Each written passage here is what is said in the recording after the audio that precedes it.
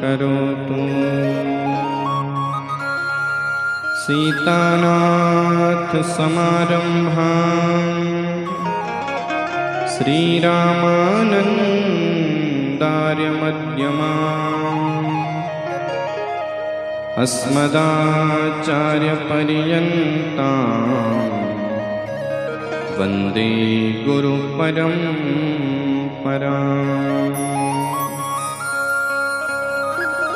जय जय श्री राधारमण,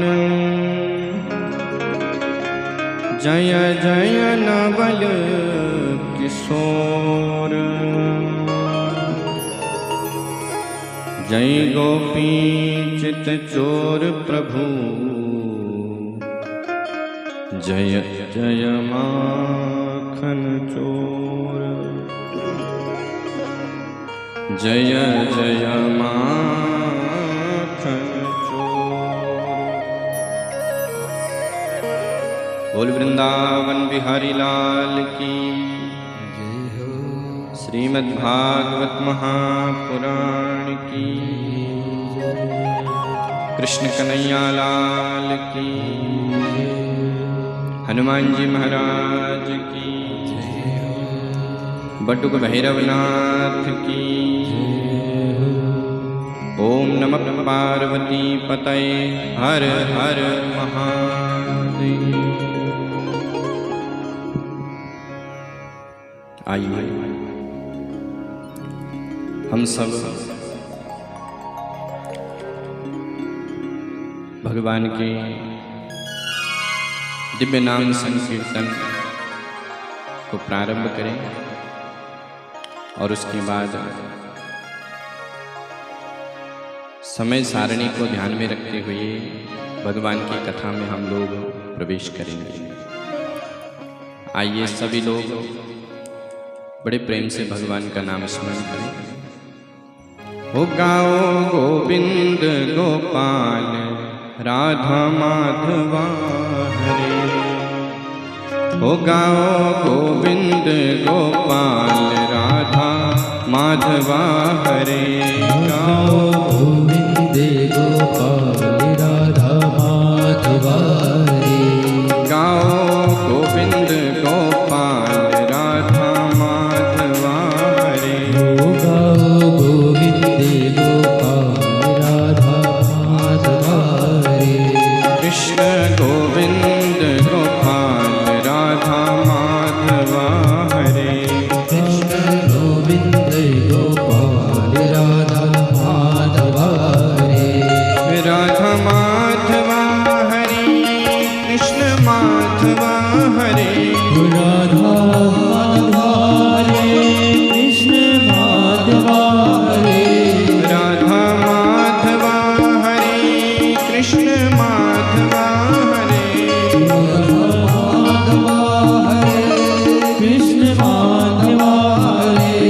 गाओ गोविंद गोपाल राधा माधवा हरे। गोविंद गोपाल राधा माधवा हरे। कृष्ण गोविंद गोपाल राधा माधवा हरे। कृष्ण गोविंद गोपाल राधा माधवा हरे।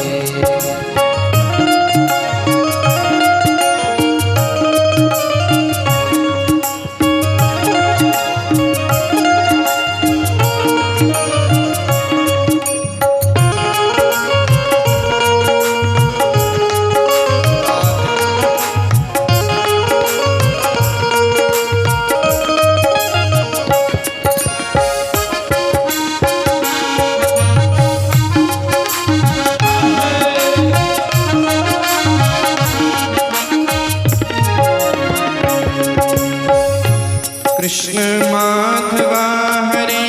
गोविंद माधवा हरे। कृष्ण माधवा हरे। गोविंद माधवा हरे। कृष्ण माधवा हरे। गोविंद माधवा हरे। कृष्ण माधवा हरे।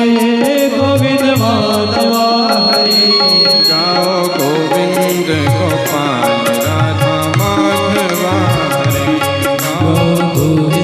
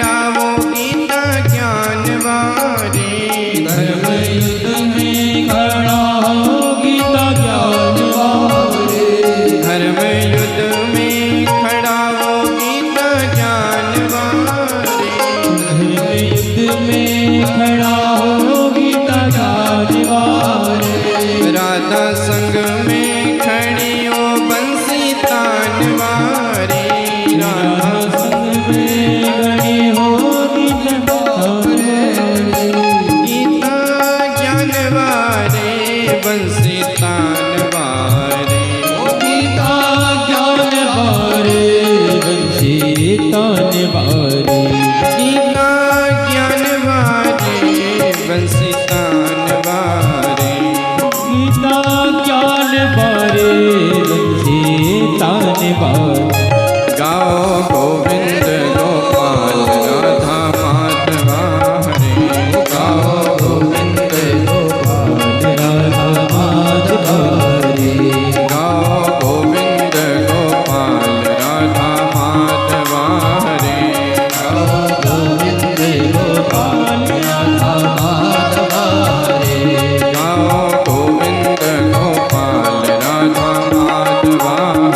गाओ गोविंद गोपाल राधा माधवा हरे।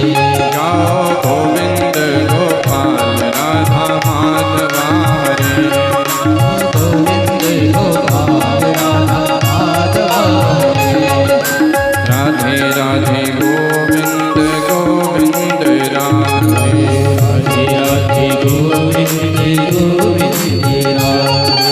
गोविंद राधे राधे गोपाल राधे।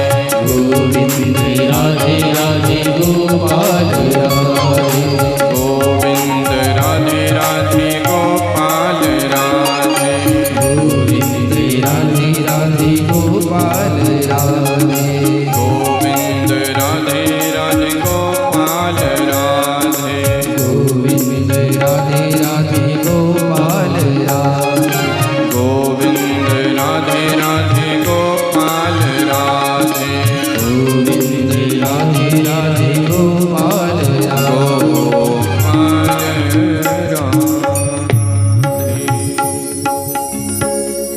बोले वृंदावन बिहारी लाल की। श्रीमद्भागवत महापुराण की। कृष्ण कन्हैया लाल की। पितृदेवताओं की। हनुमान जी महाराज की जय। जय श्री राधे।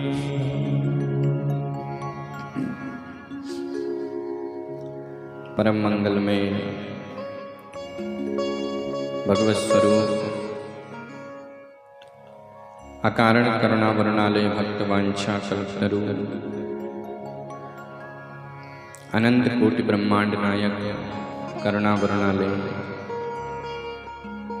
भगवान बालकृष्ण लाल की प्रतिमूर्ति श्रीमद् भागवत महापुराण मंचस्थ विराजमान ब्राह्मण देवता एवं संगीत पर विराजमान गंधर्व देव, सन्मुख विराजमान भक्तिमती शक्तिमती श्रद्धामयी माताएं एवं समस्त भक्तवृंद श्रद्धामयी माताएं। छत्तीसगढ़ के इस पावन क्षेत्र में गौरीला नाम के ग्राम में परम पूज्य सद्गुरुदेव उमाशंकर जी महाराज के दिव्य सानिध्य में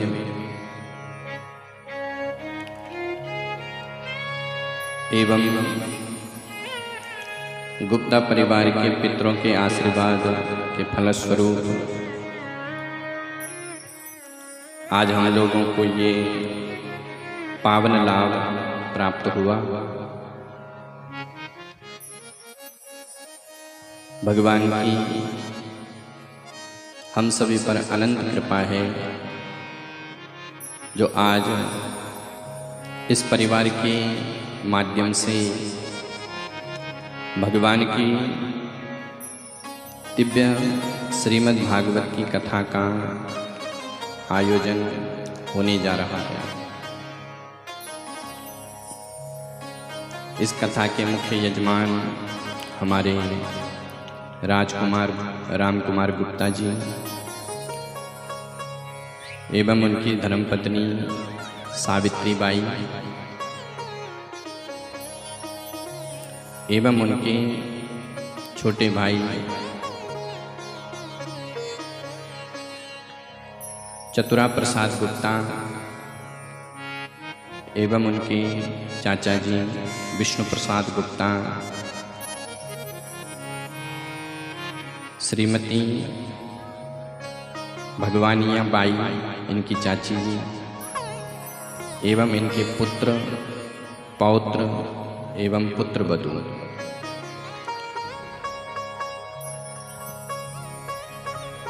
सभी के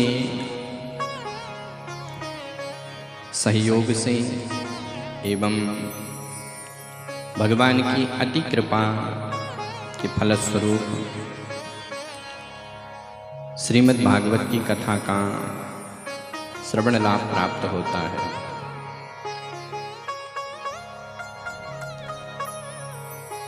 भाग्योदयेन बहुजन्म समर्जितेन सत्संगमं चलवति पुरुषो यदा वै अज्ञान हेतु कृत मोहमदान्धकारम्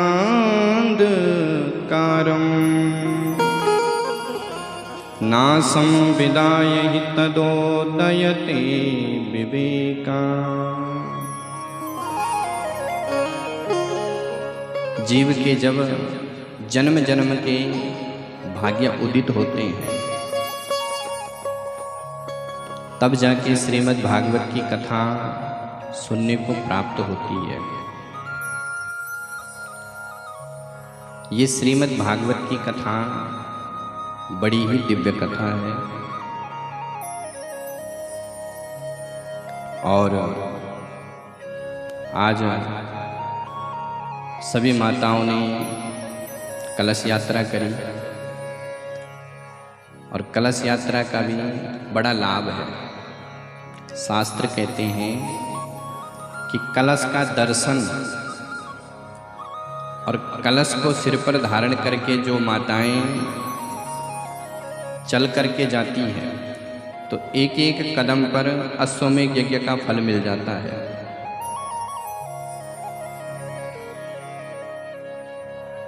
तो सभी माताओं ने आज कलश यात्रा करी और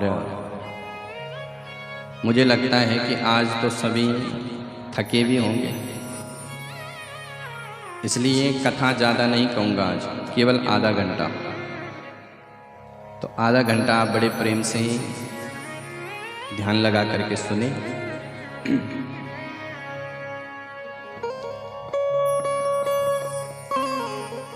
कार्तिक का पावन मास चल रहा है और इस पावन मास को दामोदर मास कहते हैं।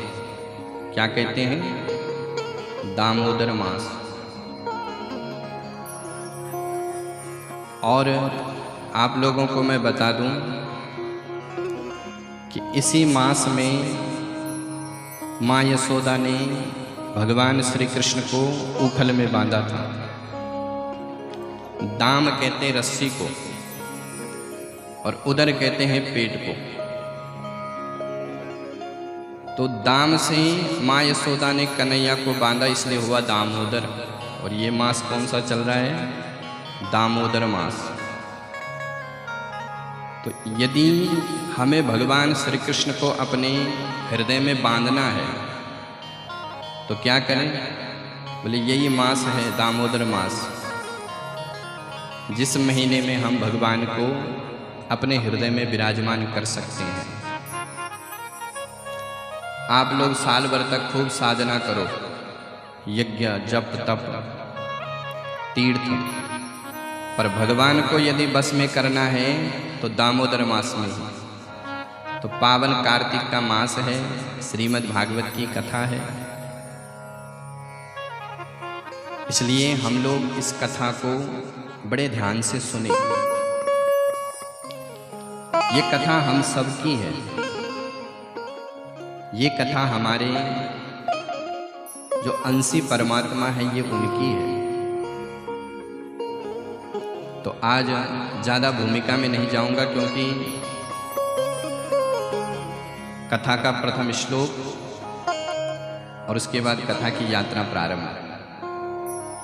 तो सभी लोग प्रथम श्लोक के साथ कथा को शुभारंभ करें। सच्चिदानंद रूपाय विश्वोत्पत्त्यादि हेतवे तापत्रय विनाशाय श्री कृष्णाय वयं नुमः। सच्चिदानंद रूपाय, भगवान कैसे हैं?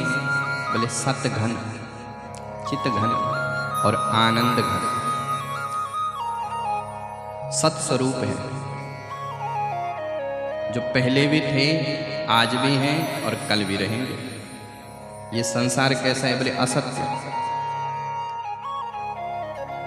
और सब कहते हैं, भगवान शिव भी कहते हैं, उमा कहूँ मैं अनुभव अपना, उमा कहूँ मैं अनुभव अपना, उमा कहूँ मैं अनुभव अपना, उमा कहूँ मैं अनुभव अपना। सत हरि भजन जगत सब सपना, सत हरि भजन जगत सब सपना, उमा कहूँ मैं अनुभव अपना, उमा कहूँ मैं अनुभव अपना।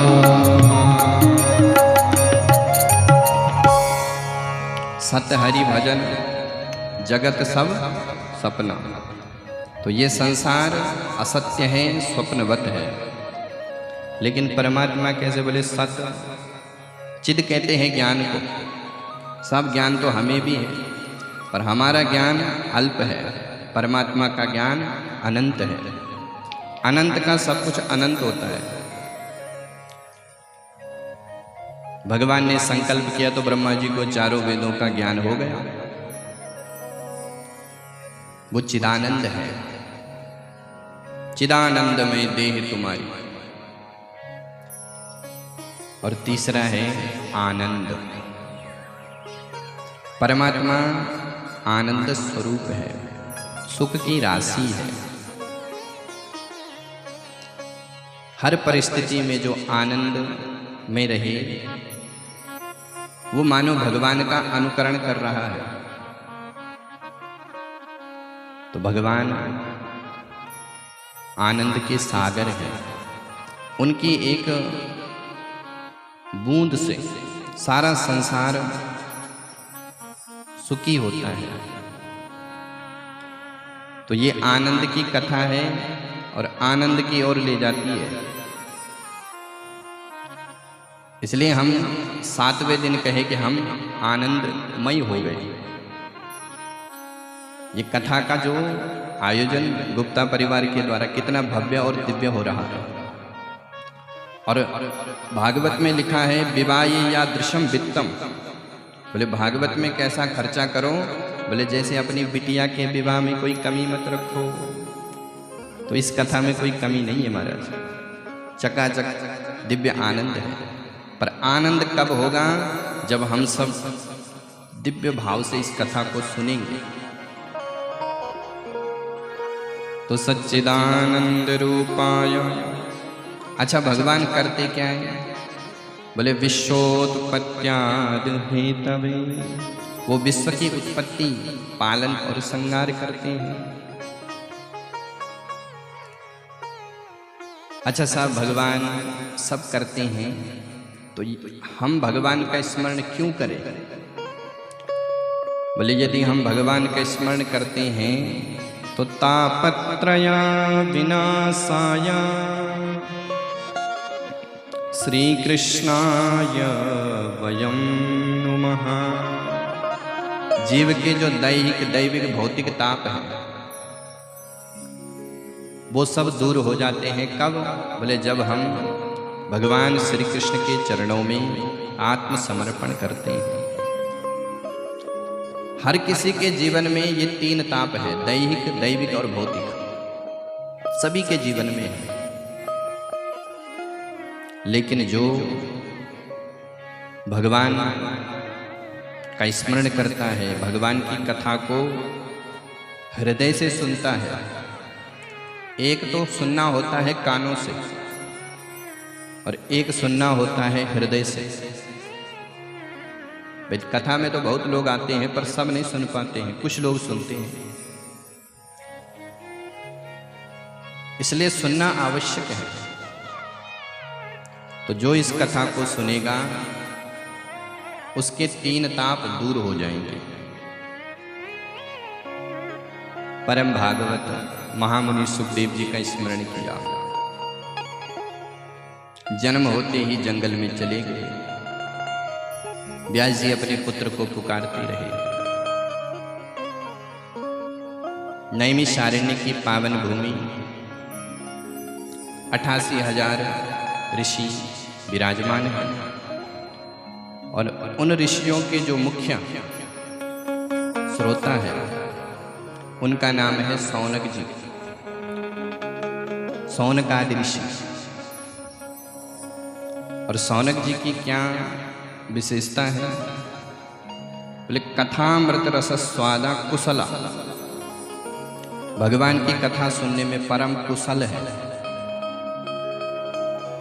भगवान की कथा सुनना भी सबको नहीं आता है,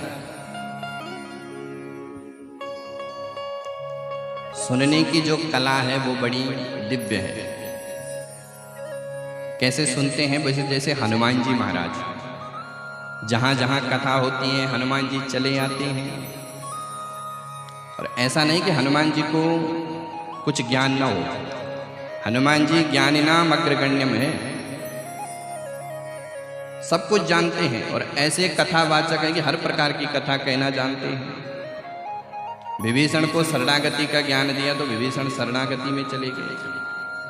सीता मैया का शोक दूर किया अशोक वाटिका में कथा से ही। तो हर प्रकार की कथा कहना जानते हैं, लेकिन जहां जहां ठाकुर की कथा होती है वहां सबसे पहले पहुंच जाते हैं। और कैसे सुनते हैं कथा? यत्र यत्र रघुनाथ कीर्तनम तत्र तत्र कृतमास्ते कमंजलिम वाष्पवारि परिपूर्ण लोचनम मारुति नमत राक्षसांतकम। वाष्पवारी, आंखों से अश्रु बहाते हुए हाथ जोड़ करके कथा सुनते हैं। ये हनुमान जी की विशेषता है। क्यों? बोले हनुमान जी केवल श्रोता नहीं है, वो कथा के रसिया हैं, रसिक है। और जो रसिक होता है वो महाराज भागा भागा आता है, उसको बुलाना नहीं पड़ता है। भाई जो प्यासा होता है वही तो प्याऊ के पास जाता है, जो प्यासा नहीं है उसको बुलाओ, बाबूजी आओ आओ ठंडा ठंडा पानी पी करके जाओ, तो बाबूजी को तो प्यास लगी नहीं, तो प्रश्न बार बार करेगा, क्यों भाई तेरा पानी कैसा है, शुद्ध है कि अशुद्ध है? नहीं नहीं बाबूजी बिल्कुल शुद्ध कुएं का जल है। अच्छा ज़्यादा ठंडा तो नहीं, मेरा गला तो नहीं खराब होगा? अरे नहीं बाबूजी बड़ा मधुर जल है। तो बाबूजी प्रश्न कर रहे हैं, क्यों? बोले प्यास नहीं इसलिए। पर बाबूजी अगर रेगिस्तान के जंगलों में भटक गए होते तो फिर प्रश्न नहीं सूझता, फिर तो पानी दिखता, जैसा भी है लाओ। उसी प्रकार से जो रसिक होते हैं उनको तो केवल कथा से मतलब है।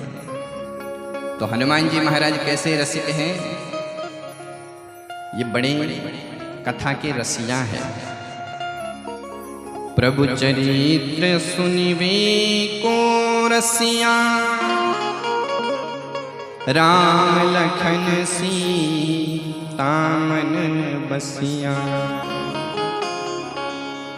तो ये रसराज श्री कृष्ण की कथा है। रसो वैशा रसम हेवानम लब्ध्वानंदि भवति। तो ये जो श्रीमद् भागवत की कथा है, इससे हम फल की कामना न करें। क्यों? बोले ये स्वयं फल है, ये हमारे पुण्यों के फल से ही हमको मिला है। अगर हमारे पुण्य न होते तो कथा हमको सुनना नहीं मिलता। तो ये स्वयं एक फल है, इससे पुण्य की कामना नहीं। तो कौन सी कामना करें? बोले प्रेम की कामना, उस परमात्मा के प्रेम को प्राप्त करें।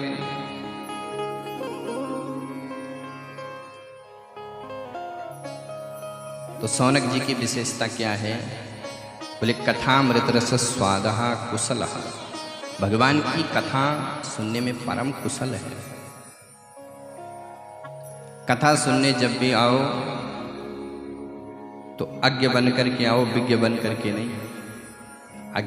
अज्ञानी बन करके। जो ज्ञानी बन करके आता है उसको कुछ समझ में नहीं आता है, क्योंकि वो तर्क करता है। भाई खाली घड़े को बाहर रखोगे तो कुछ ना कुछ तो बूंद गिरेगी, पर पहले से ही भरा है तो वो छलक जाएगा। इसलिए कथा में आओ तो खाली होकर के आओ। कुछ लोग कथा में आते हैं पद लेकर के, पर इस कथा में तो केवल एक ही पद को मांगो। कौन सा पद? भगवान के चरण। शौनक जी महाराज परम कुशल है, वयोवृद्ध संत है। सूत जी से प्रश्न करते हैं। सूत जी महाराज की उम्र है 16 वर्ष की। 16 वर्षीय सूत जी से 80 वर्ष के शौनक जी प्रश्न करते हैं। 5 प्रश्न किए शौनक जी। पहला प्रश्न किया, अज्ञान ध्वांत विद्वंसः कोटि सूर्य समप्रभा सूताख्याय कथा सारम मम कर्ण रसायनम। हे सूत जी महाराज, हम लोगों का हृदय घोर अंधकार से व्याप्त है और आपके पास करोड़ों सूर्य के समान ज्ञान का प्रकाश है। इसलिए वो ज्ञान का जो प्रकाश है वो हमारे अंधकार रूपी हृदय पर भी डाल दीजिए।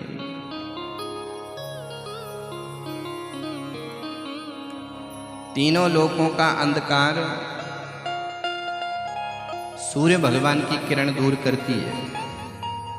जब भुवन भास्कर उदित होते हैं तो अंधकार मिट जाता है, लेकिन जो हृदय का अंधकार है वो सूर्य भगवान की किरणों से दूर नहीं होता है। तो कैसे होता है? बोले सद्गुरुदेव भगवान के वचनों से। महामोह तम पुंज जासु वचन रविकर निकर। गुरुदेव भगवान के वचन कैसे हैं? बोले जैसे सूर्य भगवान की किरण।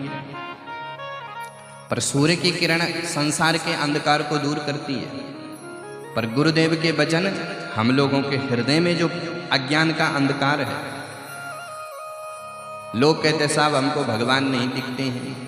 बोले आपके ऊपर जो है अज्ञान का मोतियाबिंद चढ़ गया है आंख में। जब आंखों में मोतियाबिंद हो जाता है तो उसको दिखता नहीं है कुछ, पर आंख तो उसकी दिखती है। उसकी आंख दिखती है लेकिन उसको कुछ नहीं दिखेगा। क्यों? बोले मोतियाबिंद आ गया। तो जब अज्ञान का मोतियाबिंद आ जाता है तो भगवान दिखाई नहीं देते हैं। तो फिर गुरुदेव भगवान जो है उस मोतियाबिंद को ठीक करते हैं। और जहां ज्ञान विराग नयन उरुगारी, आंखें 2 नहीं होती है बल्कि 4 होती है। एक तो ये चर्म चक्षु है और एक भीतर की भी आंखें हैं, ज्ञान और वैराग्य की।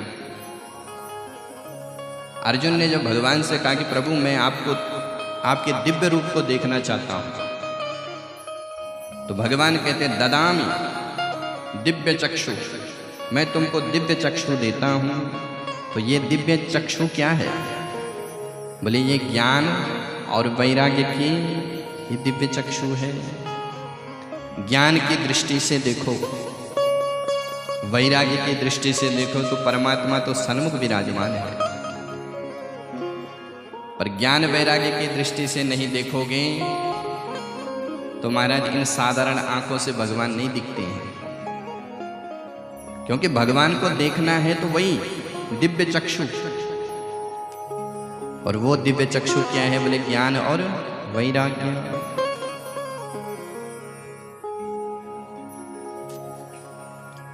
सौनक जी ने पूछा कि हे गुरुदेव, हम लोगों का हृदय घोर अज्ञान के अंधकार से व्याप्त है और आपके पास करोड़ों सूर्य के समान ज्ञान का दिव्य प्रकाश है। इसलिए महाराज हमको आप कथा नहीं, कथा का सार सुनाओ, क्योंकि कथा हमने बहुत सुन ली है, अब तो केवल सार सुनाओ। क्योंकि इस संसार में दो रोग है और बड़े खतरनाक रोग है। क्या क्या? माया मोह निरश्च वैष्णवे क्रियते कथम। माया और मोह का रोग है, ये बड़ा भयंकर रोग है।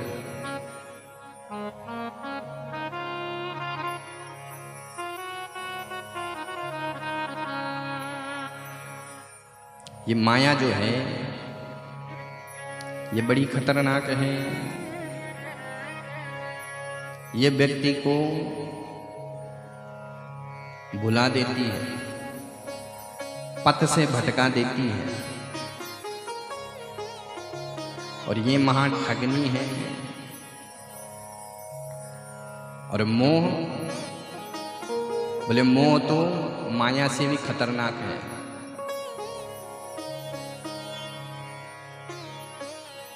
संसार का मोह। एक बार कोई गरीब बालक